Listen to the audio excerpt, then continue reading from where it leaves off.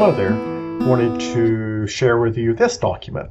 It's Preventing Drug Use Among Children and Adolescents.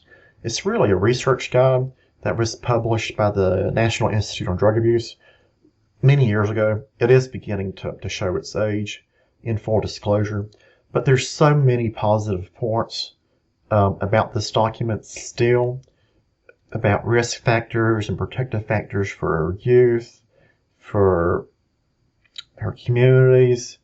It's a really good resource document as you learn about prevention practice and become more engaged with our youth prevention work and our curriculum building with youth prevention education. That I did want to share it with you and encourage you to take a look at. Maybe spend 10 minutes and flip through prior to our training via Zoom over the next couple of weeks, days.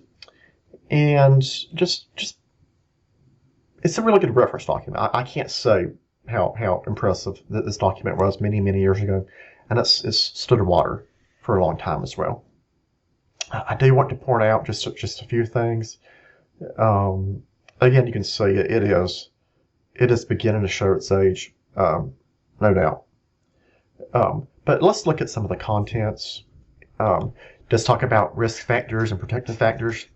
We will talk about risk factors and protective factors and within your training, your YPE training. Most curriculums talk about risk factors and protective factors in terms of what are those factors that places an individual or a community or a group, what increases those factors in terms of those external and internal factors, creating a nexus of challenge and decision making, of a lack of opportunity, of poor decision making, genetic factors, could be physical factors, and so forth. What are those life experiences at an individual level and a community level that may increase the chances or the odds of negative life choices or being exposed to negative life occurrences? That doesn't mean it's a have to. It doesn't mean that it's an absolute rule. We're just talking about percentages and what ifs and a collection of risk factors that may increase the odds or may not. Protective factors serve as the opposite. What's some of those protective factors that actually insulate our youth, our communities, our families, our nation as a whole, our state, in terms of helping us cope and respond to life's challenges, the challenges that communities face? What are some of those protective factors that kind of serve as a buffer between the circumstance and possible drug use? Really would ask you to take a look at Chapter 1 for sure, without doubt. Chapter 2 and Chapter 3 really talks about more generic prevention topics.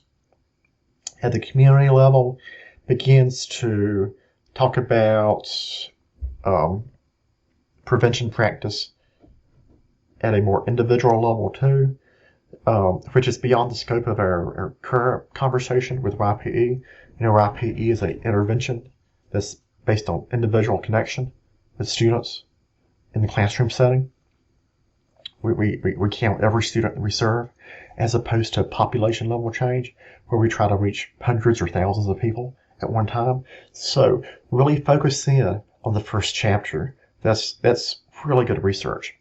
The next page, it kind of dives into Chapter 4. And Chapter 4 is gives you some examples of youth prevention education curriculums. Let me say a disclaimer here that many of these programs are very old, as they're listed on this publication, and may not even be in publication or being published anymore by the authors. So I wouldn't put very much confidence or credit based on this list. And I would actually ask you to probably ignore it to a point, because Stacy and Amanda will be talking with you about the approved youth prevention education curriculums that agencies are allowed to implement in North Carolina based on current research and best practice and history of delivery within North Carolina. Again, this document it's not as overwhelming as it looks, but I do want you to please scroll through, take a look. Please make sure to review Chapter 1 is the most important chapter. And I would ask you to read the entire chapter. Then look through the document at large, but don't feel the extreme pressure to read every single word. I would probably spend maybe 12, 15, 20 minutes on this document, then move on. Thanks so much.